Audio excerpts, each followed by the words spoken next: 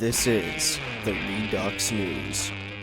20 new moons have been discovered around Saturn. Saturn now has the most of any solar system planet. The discovery brings the planet's total to 82. The previous record holder, Jupiter, has 79. Saturn now reigns as the solar system's moon king, thanks to 20 newfound moons, each roughly 3 miles across. That brings the ringed planet's total known satellites to 82, knocking Jupiter with 79 moons off of the throne. Now, the International Astronomical Union's Minor Planet Center announced October 7, 2019.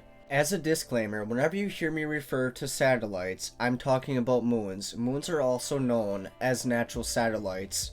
Now, Scott Sheppard, an astronomer at the Carnegie Institution for Science in Washington, D.C., says it's not just a phase. Saturn is likely to keep its title. He estimates that Saturn has about 100 moons, but the remaining ones are so small, under 1 kilometer across, that they're hard to identify. Now, of Saturn's 20 newfound moons, 17 are retrograde, meaning they orbit in the opposite direction that Saturn rotates. 3 orbit in the same direction that Saturn spins. 2 of those prograde moons orbit fairly close to the planet, while 1 oddball is farther out. Now, the other 3, which also take 3 years to circle the gas giant, orbit in prograde, the same direction that Saturn rotates in. Now, Scott Sheppard also adds in a statement, studying the orbits of these moons can reveal their origins, as well as information about the conditions surrounding Saturn at the time of its formation. Now, given their small size and the fact they're grouped in a similar manner to the outer moons of Jupiter, it's likely they are the remnants of a larger moon that orbited Saturn and was destroyed. Now, Scott Sheppard also says this kind of grouping of outer moons is also seen around Jupiter, indicating violent collisions occurred between moons in the Saturnian system or with outside objects such as passing asteroids or comets.